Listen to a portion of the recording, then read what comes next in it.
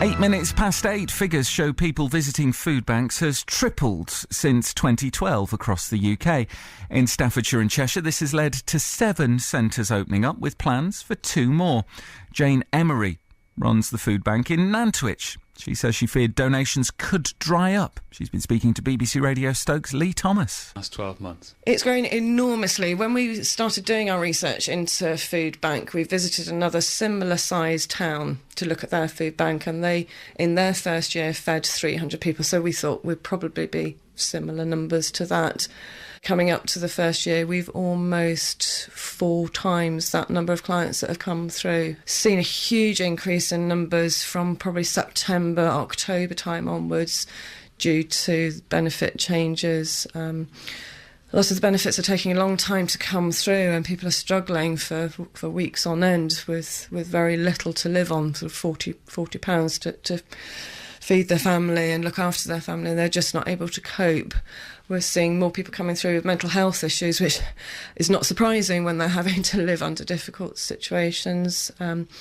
People with illness that are coming through, long-term illness, unemployment is fairly big.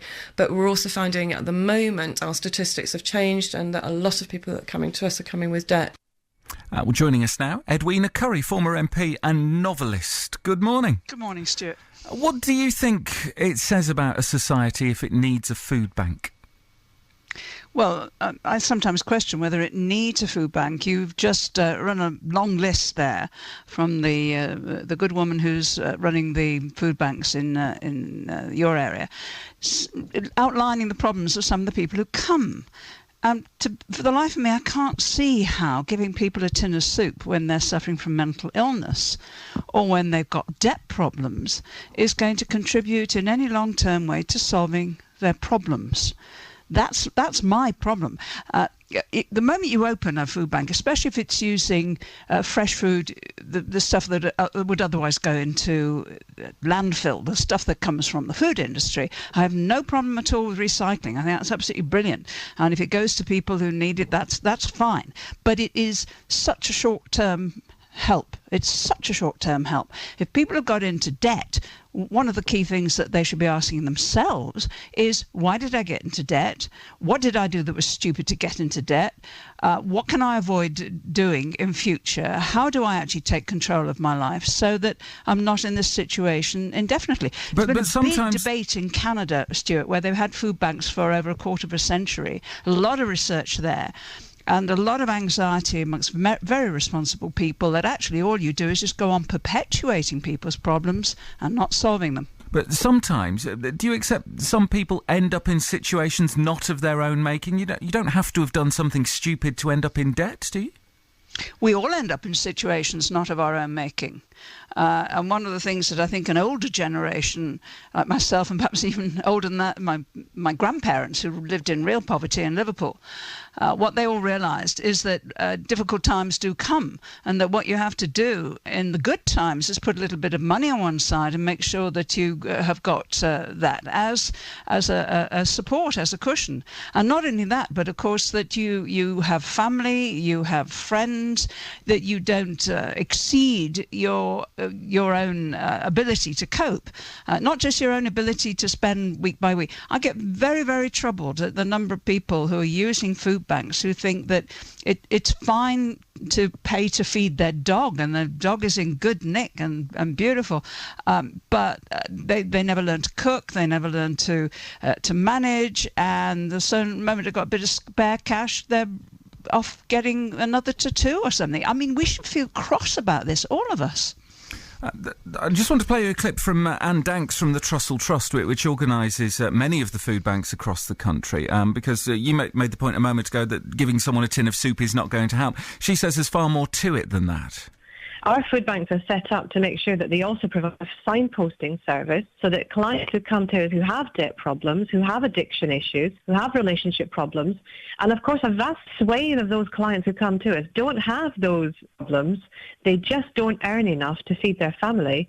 They do get signposting information. They are helped to access further support where they need it. It's very interesting, though, that traditionally in this country, poor people are always questioned about their priorities in a way that well-off people are not. Just because you are working hard, you're earning the minimum wage, and food prices have gone up and fuel prices have gone up and you can't make ends meet, the assumption is very quickly made that's your fault.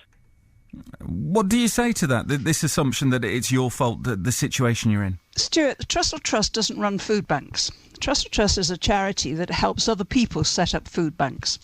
And whatever their policies might be, in practice, there's no way that they can check whether people are in need or not. I mean, the government can't do that very well. The idea that a church group is able to check up and provide these services, I think it's an aspiration, but I don't think it happens in fact.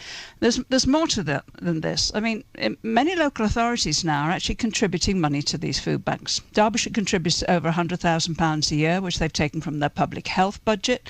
Manchester's £250,000. Do you know what? I would much rather that money be going to bolster the services to help people with long-term problems like alcoholism, drug addiction, depression. If the money's going into tins of food, then it will, as the Canadians have found, it will go on going into tins of food from now till kingdom come. And everyone then feels that they are discharging their responsibility to help those with real problems, when in practice all they're doing is allowing these problems to continue. If you open a food bank, it will be used. Of course it'll be used. It's free food. It's free anything. My grandparents used to say, if there's anything free, make sure you get it. You think of all the pensioners with free bus passes, whether they perhaps are able to pay for them or not. Anything free, you will have customers. It does not follow, whatever that nice lady from Trussell Trust says, it does not follow that they're then being channeled into long-term help. No, they are not. I think I know what you'll say to this. Would you donate to a food bank? I donate to all sorts of things, including those charities that give long-term help and support to people in far greater need than myself. This is a politician's answer, isn't it? Would you donate to a food bank? Well, I haven't been asked, so I never have. But I donate to, and I support, and I work for, and I do the long-term bike rides and all the rest of it for charities like MenCap and Scope. I've done as much as I can for our local hospice, where I can see where the money's being spent, and I know it's actually supporting people in practical ways. Well, stay with us, Edwina, because I want to bring in Nikki Sinclaire, an MEP for the West Midlands, who's helped donate and deliver 3 tonnes of food last year with food banks. What do you make of what Edwina Currie is saying this morning? I'm absolutely almost speechless. Her comments, this type of perpetuating this myth that, that poor people are filling their boots and people on benefits. Not all people that go to food banks are on benefits.